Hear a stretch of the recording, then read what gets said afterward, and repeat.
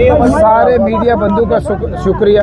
आज से करीबन 1.5 महीने पहले फर्स्ट टाइम हुआ कि हमने मुहर्रम की तैयारियां 2 महीने पहले मीटिंग करी और उसी की कड़ी में कल ऑनरेबल सीएम साहब ने तमाम इंतज़ामिया, तमाम ऑफिसर्स और तमाम हमारे स्टेक होल्डर्स और तमाम एमएलएज, तनवीर भाई उधर थे, सलमान भाई थे, फिर जितने भी एमएलएज थे हमारे सब वहाँ पर हाजिर थे और कोशिश करेंगे इस बार बेहतरीन तैयारियाँ हों। पिछली बार क्योंकि पहलगाम वाली घटना के बाद ऐसा नहीं हुआ, लेकिन कोशिश करेंगे अच्छे इंतज़ामात हों और सबको मौका मिलेगा अपने अपने आराध्य को याद करने का। और जो सरकार की तरफ से सबसे पहले मैं वाजे कर दूं, हमारे पास सफिशिएंट स्टॉक्स है और भी स्टॉक्स हमने खरीद के रख लिया। जहाँ तक राशन का सवाल है, एलपीजी सफिशिएंट है।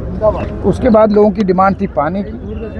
छोटे टैंकर्स के अलावा हमने जहाँ जहाँ ज़रूरी पॉइंट्स है वहाँ सिंटेक्स के जो बड़े टैंक हैं वो भी रख रहे हैं। उसी तरह फायर जो हमारी गाड़ियाँ हैं वो भी अवेलेबल हैं। और भी जो भी इश्यूज़ थे, पॉट होल्स के इश्यूज़ थे, क्योंकि समय कम है, कहीं ना कहीं एक कमी रहेगी जो हमारे पॉट होल्स थे, क्योंकि बिटुमेन जियोपॉलिटिकल हालात की वजह से बिटुमेन जो है वो महंगा हो गया। ठेकेदार भी एतराज़ कर रहे हैं लगाने से, लेकिन तब भी उसका भी कुछ ना कुछ करेंगे।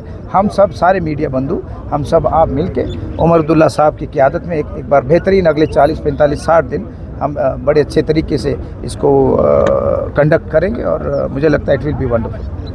और कुछ तनवीर साहब, चलो थैंक यू।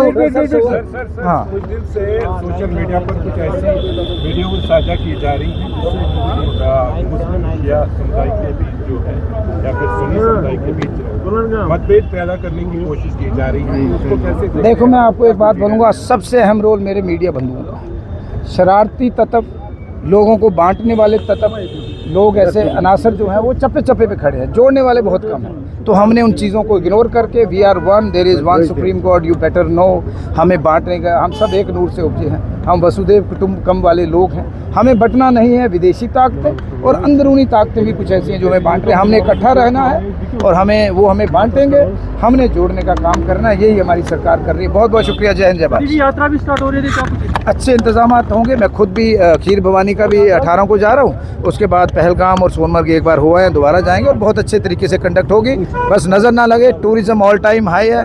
बस यहाँ साफ़ सफाई रखें, पूरी इज़्ज़त करें टूरिस्ट की। अब हम रुकने वाले नहीं हैं, ये हमारा वक्त है, ये सदी हिंदुस्तान की, और जम्मू कश्मीर उसमें बेहतरीन रोल प्ले करेगा। Thank you very much. Airport में काम चल रहा है, उसने भी काफ़ी ज़्यादा इकोनॉमी को भी शटर्ड किया है, उसमें गंडोला का भी फैक्टर बताया जा रहा है। क्या आपको लगता है कि इस पर काम जो है देखिए फुर्सत में करने की ज़रूरत है? देखिए, दो चीज़ें हैं, डेवलपमेंट और टूरिज़्म साथ साथ चलेगा। डेवलपमेंट करते करते अगर टूरिज़्म को रोकाएंगे तो फिर उसका कोई फ़ायदा नहीं है। आजकल अल्लाह के फजल से टेम्परेचर भी ठीक होता है और अब ऐसी फैसिलिटीज़ हैं कि रात को भी काम हो सकता है। तो मैं सरकार से गुजारिश करूंगा कि रात के टाइम में काम किया जाए और दिन को एयरपोर्ट और बाकी इंफ्रास्ट्रक्चर को काम करने दिया जाए, एयरक्राफ्ट्स को लैंड करने दिया जाए। क्यों ये जो 3 बजे के बाद एयरपोर्ट को बंद ये कर देते हैं तो उससे काफ़ी फ़र्क पड़ता है, क्योंकि टूरिस्ट जिसको आना है वो तो नहीं इंतज़ार करेगा। लोग यहाँ इंफ्रास्ट्रक्चर बनाए हुए बैठे हुए हैं, तो इसलिए उनको सोचना चाहिए। और जो अक्टूबर का प्लान आ रहा है कि 15 दिन है, इससे तो बिल्कुल ही हमारी मईशत बैठ जाएगी।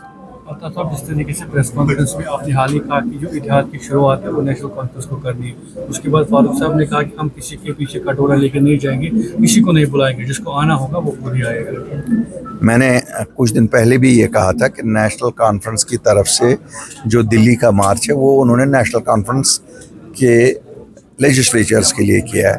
तो हर पार्टी को हक है अपना अपना करना, और मुझे लगता है उनको भी हक है, और वो शायद इतिहाद में इंटरेस्टेड नहीं हो। अगर हर एक ने अलग अलग बोली बोलनी है तो फिर आपको पता ही है मसला कैसे तूल में पड़ जाएगा। बहरहाल अल्लाह का फजल रहना चाहिए, मसला फिर भी हल होगा। ऐसा नहीं है कि मसला हल नहीं होगा, लेकिन ये है कि अगर इतिहाद रखते तो शायद 6 महीने में हल हो जाता। इतिहाद नहीं रखेंगे तो 6 साल में हल हो जाएगा, लेकिन हल ज़रूर हो जाएगा। इल्ज़ाम तराशी करना आसान है, ये तो एक दूसरे के साथी हैं।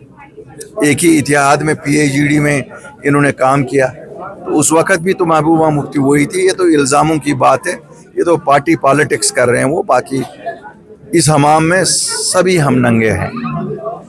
अपनी पार्टी शमूलियत करेगी जो मॉनसून सेशन में प्रोटेस्ट होने वाला है? नहीं, वो तो दावत ही किसी को नहीं है। वो तो कहते हैं कि वो उनकी अपनी जमात के लिए, वो उनकी जमात के लिए।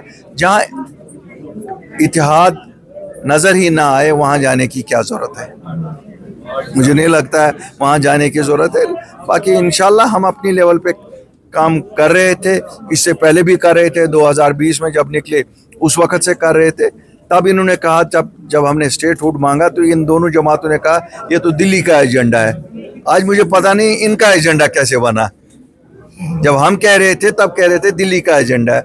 आज अब ठीक है, दिल्ली का एजेंडा इनका ही एजेंडा बना, लेकिन वही लोगों का एजेंडा है। अल्लाह करे ये कामयाब हो जाएं उसमें। यहाँ पे आज आए थे हमारे BMO साहब, BMO पुलवामा, डॉक्टर नज़ीर साहब यहाँ पे आए थे। उन्होंने हालात का यहाँ पे बगौर जायज़ा लिया, और जो हमारी औकाफ कमेटी है, बहबूद कमेटी कोयल पुलवामा, वो भी उनके साथ बराबर मकालमे में रही, बातचीत में रही। और ये नतीजा अख़ज़ किया गया कि यहाँ पे ज़रूरी ये है, जितना बड़ा ये गांव है, यहाँ पे बेसिक इंफ्रास्ट्रक्चर होना चाहिए, यहाँ पे एम्बुलेंस होनी चाहिए, यहाँ पे टेस्ट्स होने चाहिए, यहाँ पे ECG होना चाहिए, यहाँ पे एक्सरे होना चाहिए। और इस हवाले से एक तफसीलन बातचीत हुई, और यहाँ के जो बीमार है यहाँ के लोगों के लिए वक़्फ़ हो जाए, ताकि यहाँ पे लोग सहूलियत की सांस लेके इत्मीनान की सांस ले सके।